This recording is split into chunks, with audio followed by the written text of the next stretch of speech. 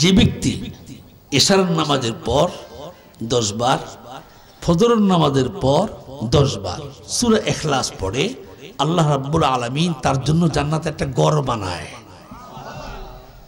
সেই আমল করতে চায় কি চায় না? চায় কি চায় না? চায়। সূরা ইখলাস একবার পড়লে,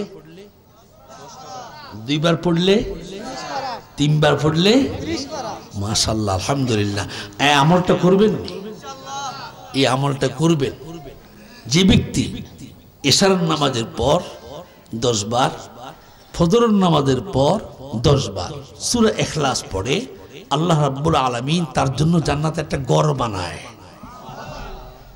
তাফসীরে বাইজাবি, তাফসীরে সাহাবী, তাফসীরে তাবিঈ, তাফসীরে তাবিঈ, তাফসীরে আনওয়ারি, তাফসীরে মুকদ্দিমি, তাফসীরে মুতাআখিরি, তাফসীরে হানাফি, তাফসীরে শাফিঈ, তাফসীরে মালিকি, তাফসীরে হাম্বলি, তাফসীরে রাজি, ইমাম রাজি, ইমাম গজ্জালি, ইমাম ইউসুফ, ইমাম মুহাম্মদ, ইমাম সালাউদ্দিন আইয়ুবী, ইমাম তিরমিজি, ইমাম সবুরি, ইমাম বুখারী, ইমাম বাইহাকি, ইমাম বাউজুবি, ইমাম মুরাওয়ি, ইমাম তারাইবি, ইমাম তাইবি, ইমাম তারাদ্দি, ইমাম সালাউদ্দি, ইমাম সানানি, 600 আলেম, 600 মুফতি, যারা আল্লাহকে দেখে দেখে কোরআন পড়ছেন, যারা কোরআন পড়তে বসলে আল্লাহর সঙ্গে কথা বলেছেন, যারা রসুলকে দেখে দেখে ওযু শিখেছেন, যারা রসুলকে দেখে দেখে দাড়ি আশ্রাইছেন, রসুল্লাহ দাড়িগুলাকে দরিয়া মাপ দিয়া নিজের দাড়িগুলা নামাইছেন,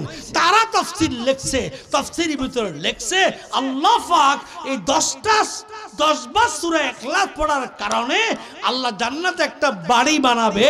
ফজরে একবার, তার রাত্রে একবার, 2 বার যদি পড়েন 2টা করে বাড়ি হবে, মাসে হবে 60টা।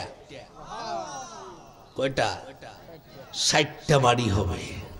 বলে হুজুর এত বাড়ি কি করবো? কথাটা আছে না, এত বাড়ি কি করবো? না, এগুলো আপনি আপনার জন্য নয়। বিয়ে দুলা কয়জন? দুলা বিয়ে করতে আইসে কয়জন? সঙ্গী কয়জন?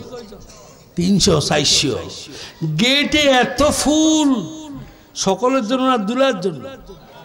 দুলার জন্য। দুলাকে যাওয়ার সময় একটা ফুল ছিঁড়ি নেয় না, মেয়ে নেয়, কিন্তু দুলা সৌন্দর্যের জন্য সাজাইছেন, ঠিক না? আহা, এই আমলটা করেন, এই আমলগুলা করুন। সুবহানাল্লাহ, আলহামদুলিল্লাহ, লা ইলাহা ইল্লাল্লাহু, আল্লাহু আকবার 100 বার পড়লে 400 বার। 100 বার পড়লে কত বার? 400 বার হয়ে যায়। সুবহানাল্লাহ বিহামদিহি।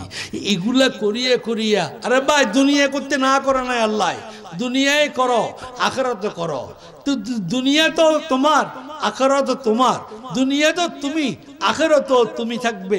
তবে আখিরাতে সঞ্চয় তুমি করিয়া আসো কবরে, আমি রব যেন তোমাকে দেখিয়া খুশি হয়ে যাই। সুবহানাল্লাহ বিহামদিহি। আল্লাহ খুশি হোক, চান কি চান না? তাইলে সাহাবায়ে কেরামের ঈমান কত মজবুত ছিল। রসুলকে জিজ্ঞাসা করে, নদীকে বলছেন নদী ঠান্ডা হয়ে যা। নদী ঠান্ডা হয়েছে না গরম হয়েছে? জোরে বলেন।